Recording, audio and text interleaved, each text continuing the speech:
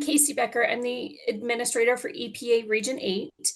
Region 8 is Colorado, Utah, Wyoming, Montana, North Dakota, and South Dakota, and 28 tribal nations. Could you go to the next slide? And we, EPA, because of the Inflation Reduction Act and the bipartisan infrastructure law, has unprecedented amounts of funding that we're going to go over today. That's funding. We're going to focus on the funding that's really available to local governments and also nonprofits. But the Inflation Reduction Act gave EPA about $41 billion that largely is getting awarded, has started getting awarded and will be awarded over the next year. So we're going to go over these specific grants. We're going to go over specific technical assistance available to local governments. And then we're going to tell you where you can get more information, and then we're going to take questions. Next slide. So the first thing that I want to go over is in the Inflation Reduction Act, EPA got a total of $3 billion for environmental justice. Some of that money's already gone out, and I'm going to talk about that. But a big piece of it, the biggest chunk, is for community change grants. Community change grants is about $2 billion. This money is available until November 21st. So it's currently open for applications, and it's going to stay open for applications until November 21st. After that, you really won't be able to apply for it. And the money's available to local governments in partnership with community-based organizations, tribes in partnership with community-based organizations, and higher ed in partnership with community-based organizations, or community-based organizations on their own.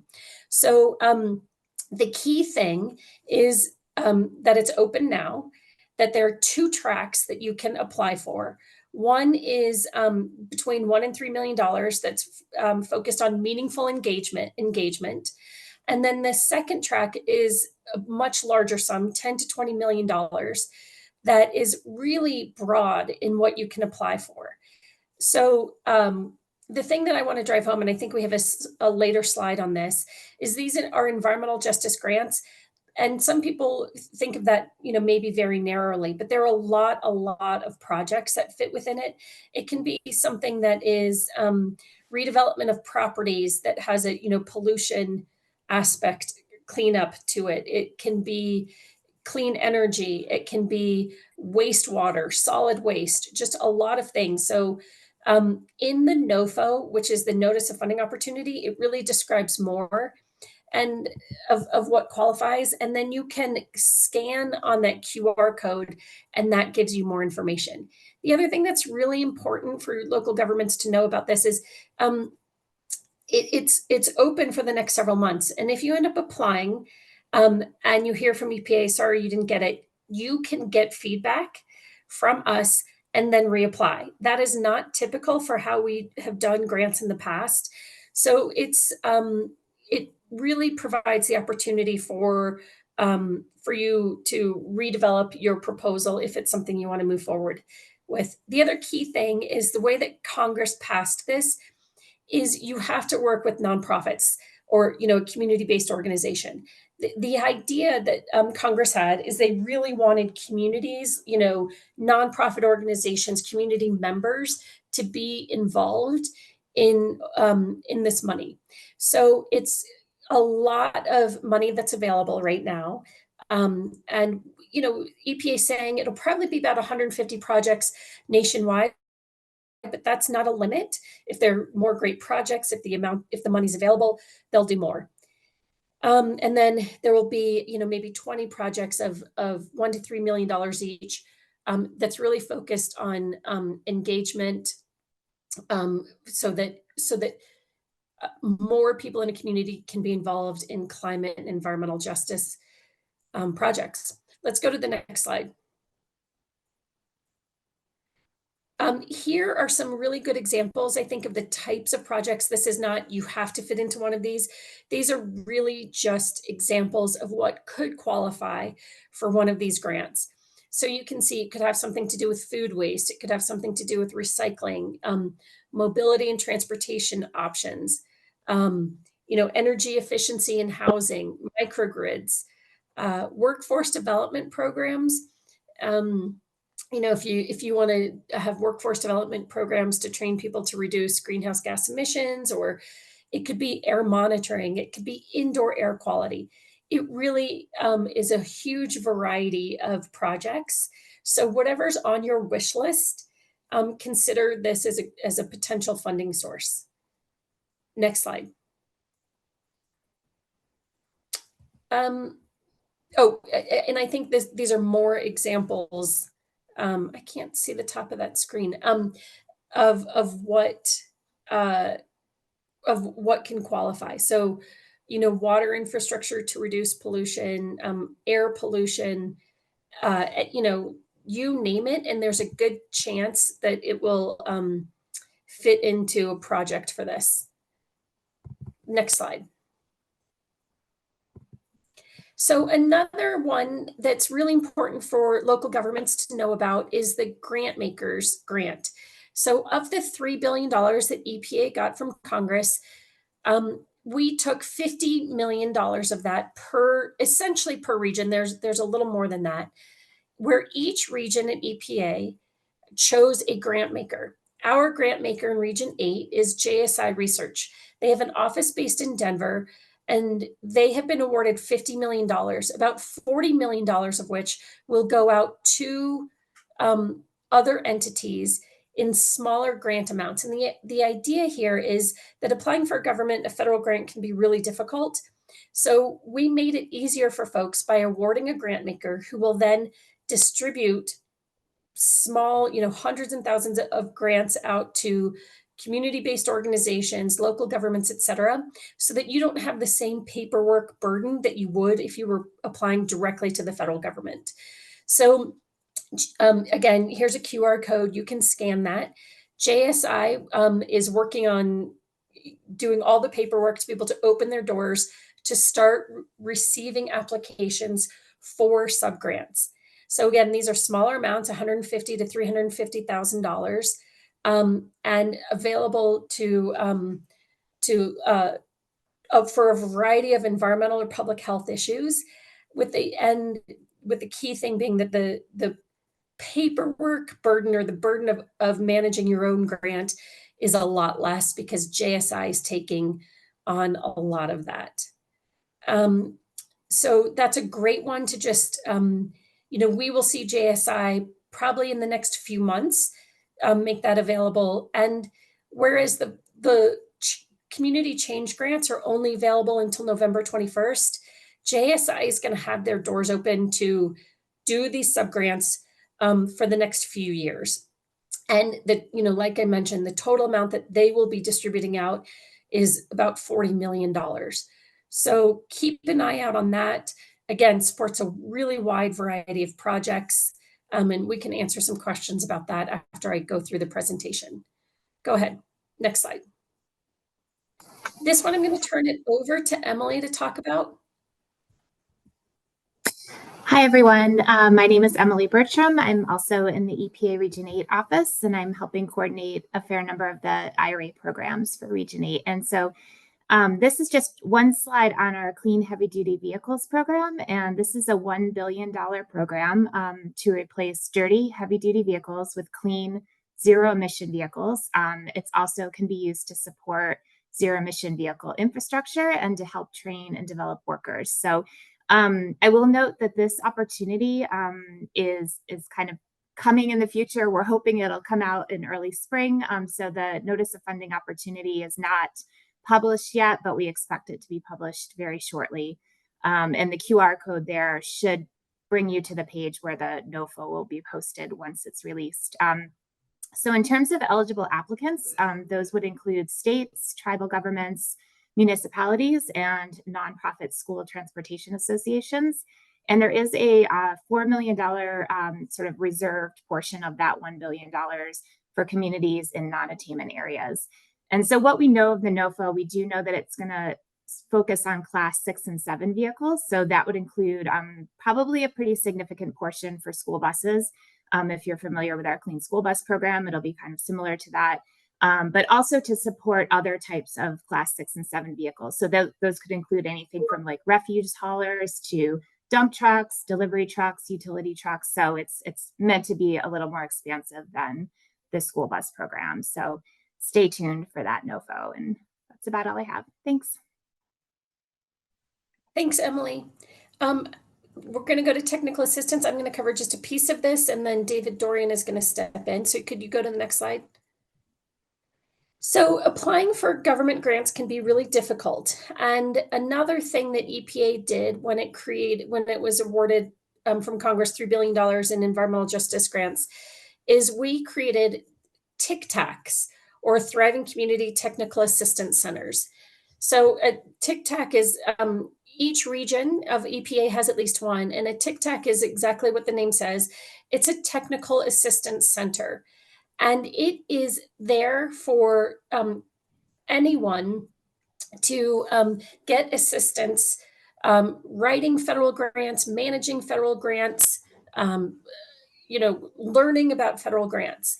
So the TICTAC cannot write your grant for you, but you can contact them with questions, or can you asking them to connect you with someone, learning about what other grant opportunities are out there.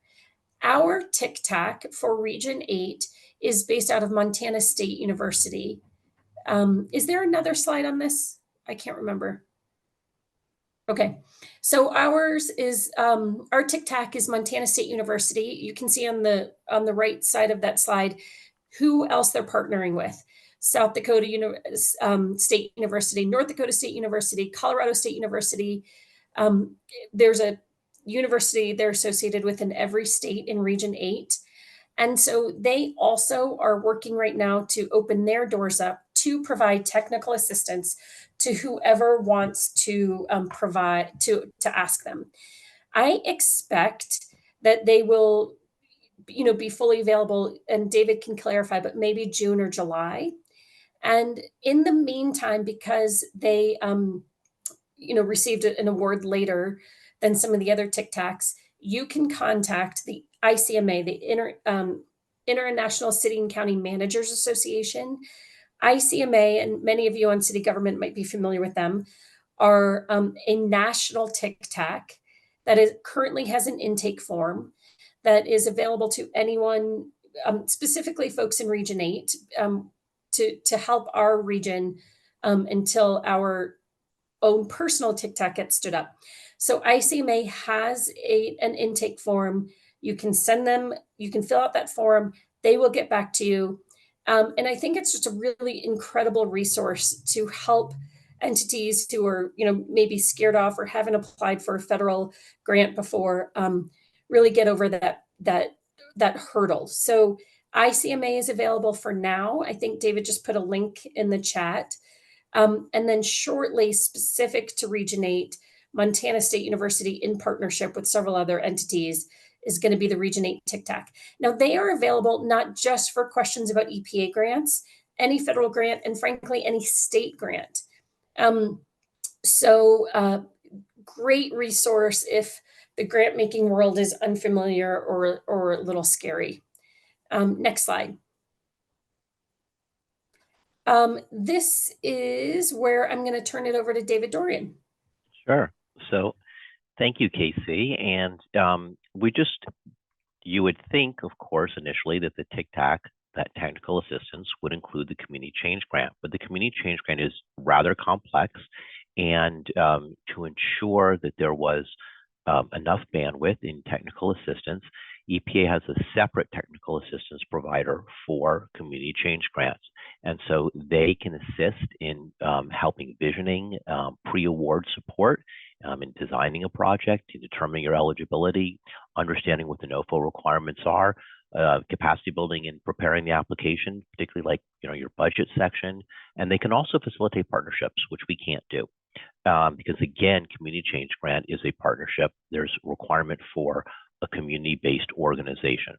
So I just want to go into that real quickly, which is because this comes up all the time.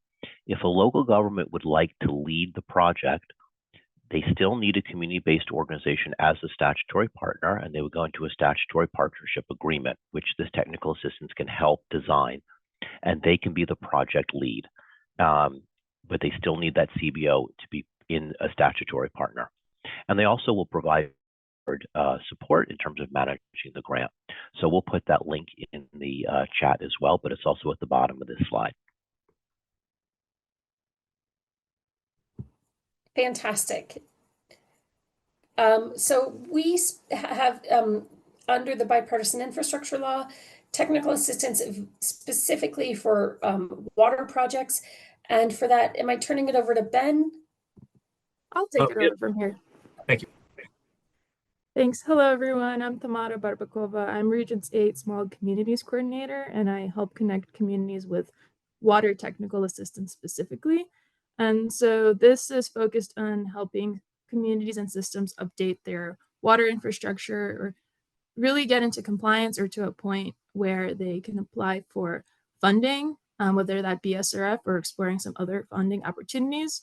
But the goal of the program is to help build technical, managerial, and financial capacity. So we really meet communities where they are and really focus on long-term support and sustainability. And a lot of the focus areas, or the main focus areas really, are planning and assessment, project development, partnership and engagement, and funding and financing. And some of the most popular areas thus far have been asset management, lead service line inventories, capacity building, and really identifying funding options and then helping the communities with the applications themselves. And the Water TA program itself is an entry point. There are other many options out there for water technical assistance, but that's where folks like me come in. Communities can submit a request form following the QR code or their link on the slide. And essentially then this information goes to EPA and we work on identifying the best technical assistance provider to match the community's needs and connect them to work on these projects. And I do want to note there are many options out there. Most of them are for public systems, drinking water and wastewater, but there are some options for private systems as well. So I do encourage, if you have questions, to reach out to me and I'll drop my email in the chat or follow the link. And we definitely are very responsive and try to find any options that are out there to help the communities. There's even engineering support to help with preliminary engineering reports, capacity assessments, as well as cost analysis. So definitely look into it. Thank you. Thanks, Tamara. That's awesome. Then I'm turning it over to Kelly Watkins. Hi, everybody. My name is Kelly Watkins. I'm the Chief of Staff for Region 8. Thank you all for joining and for forwarding along the invite as well. So we have a Region 8 grants information page that's on our EPA Region 8 website. It is similar to one that's hosted by headquarters, but it includes Region 8 contacts. So it's just a useful resource for both knowing about some of the grant opportunities that are coming up, but then also who to reach out to if you have questions about it. So that link down at the bottom is our main grants information page. The QR code takes you there as well. It includes the right-hand part of the screen is a screenshot of this main information page. The highlighted piece there, list of upcoming bill and IRA grant opportunities, is where you'll go to see a table of some of these grants that are available. And then you can see there are a number of other resources, including a PowerPoint presentation from a webinar that we did a year ago that included some helpful kind of walkthroughs and tips and tricks for how to apply for federal grants. Derek, can you go to the next slide, please? And then just briefly, this is, if you click through on the highlighted link that I displayed on the last page, it takes you to this type of table, which tells you what the opportunity is, how much funding is available, who's eligible to apply, opening and closing dates, and then, as I mentioned, the Region 8 contact. So please do. I will be following up after the webinar with a copy of this presentation, a copy of the recording, and then also this link so that you can watch that on an ongoing basis. That's it for me. Thank you. Next slide, Derek. All right. Great. Well, actually, it's not it for me. I'm going to help facilitate the Q&A here. Casey, any words before we go to that? Nope. I see that there were a lot of questions. Some have gotten answered, but we'll just go through them. Go ahead, Kelly. Great. All right. So I am going to cover some of these ones that have been answered in the chat just because I think broader groups of folks on the call may be interested and may not see the answers farther down. So first off, will there be capacity building support to apply? I think we've covered that pretty well with the review of the technical assistance resources that are available, but if you have further questions there, please do let us know. Next Yeah, question. and Renee, hold on, and David might want to go into this, but specifically some of the community change grants are for capacity building, right, David? Yes, the track 1 grants are for capacity building. That's the $1 to $3 million. And Councilmember Jahan also had another question about Justice 40. And on the community change grant, it's more than Justice 40. It will be Justice 100. So it is the community change grants are only for communities which are qualify as disadvantaged.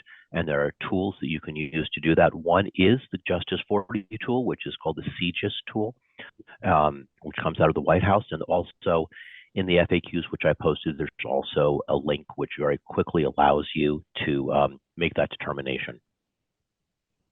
Thank you. Can I piggyback off of that? Oh, sorry.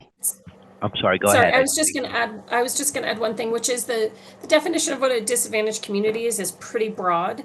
It is, you know, it is rural communities. It's any community that is, you know, impacted. Don't quote me on this, but it's like a lot of impacted. Hello?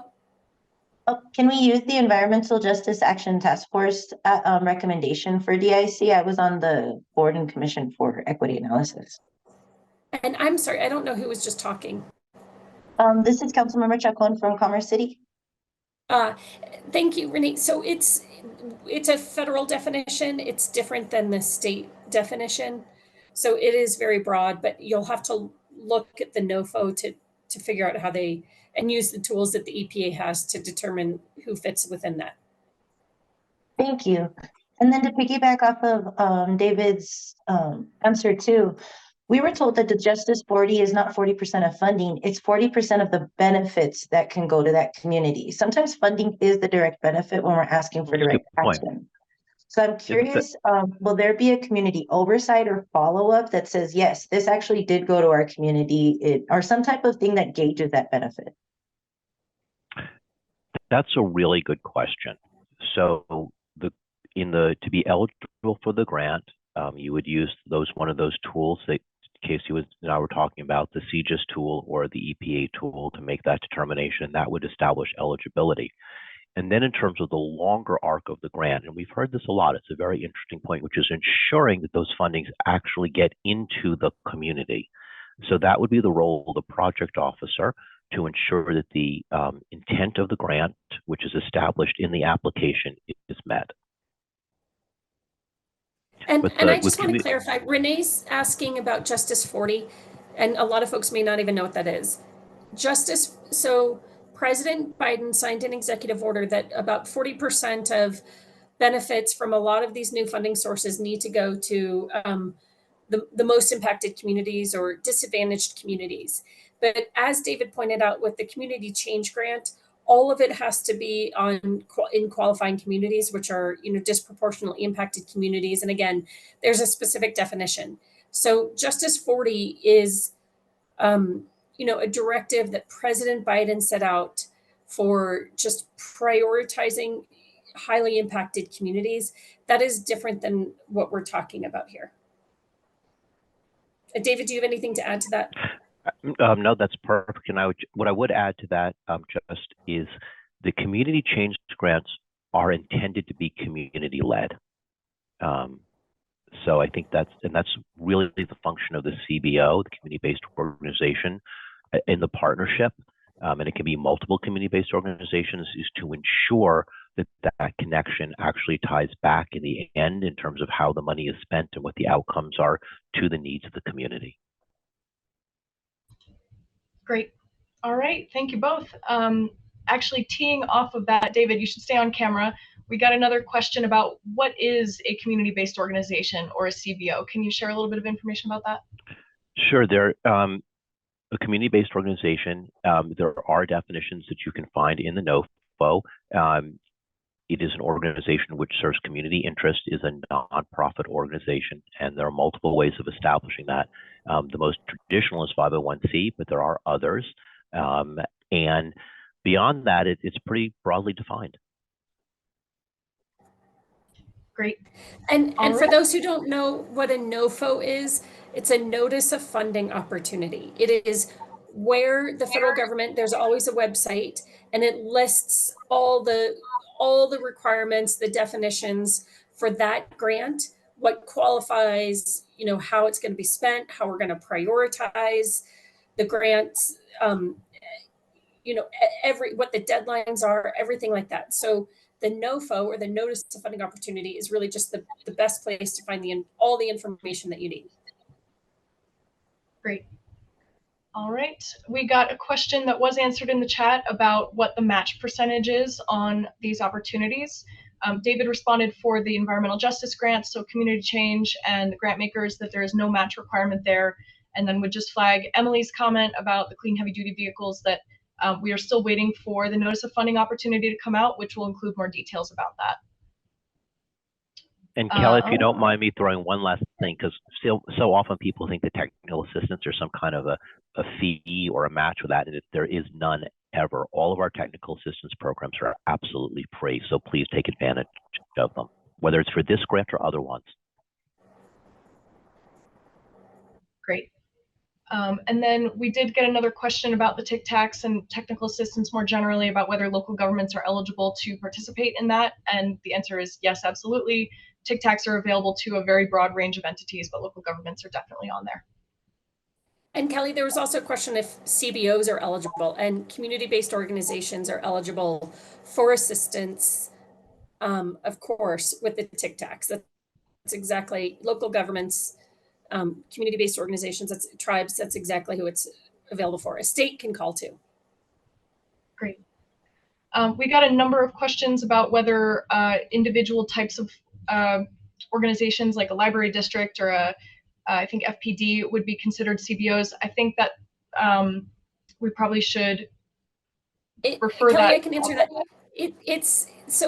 So a lot of special districts are either considered government organizations or nonprofit organizations, or CBO. So it's very, very likely, again, check the NOFO, but like a fire district is a government organization. This is part of local governments. Yeah, I mean, you're essentially local government. So, you can clarify it, but my understanding is yes, but double check the NOFO.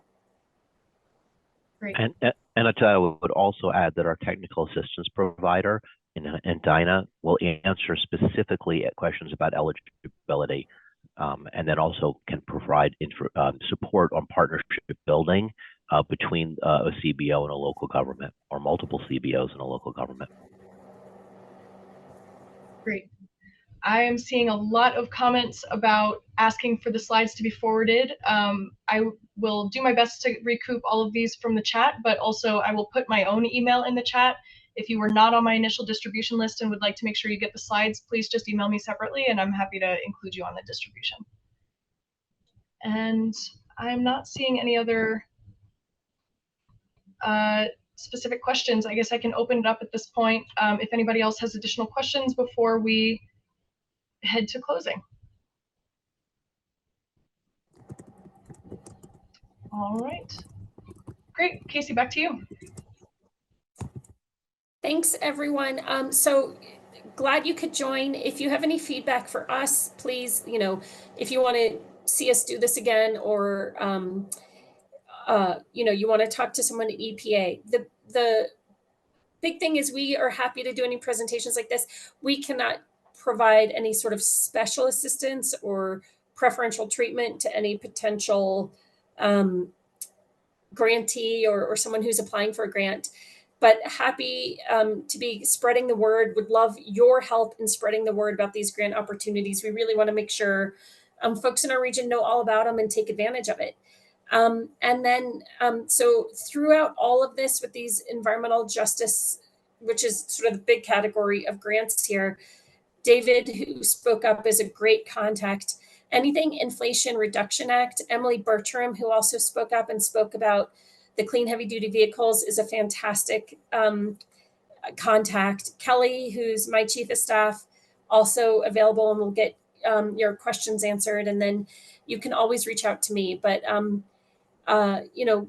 we just want to be helpful to the extent that we can. with getting the word out about all of these. And so please stay in touch if you have questions and if you have suggestions for us about how to continue to get the word out. Anything else? Oh, and we also have, David and we have a few different email distribution lists. So if you want, I see a lot of people putting their emails in the chat, but we're happy to add you to some of those email lists. And I think that's it, unless there's any other questions or anyone else wants to speak up before we jump off.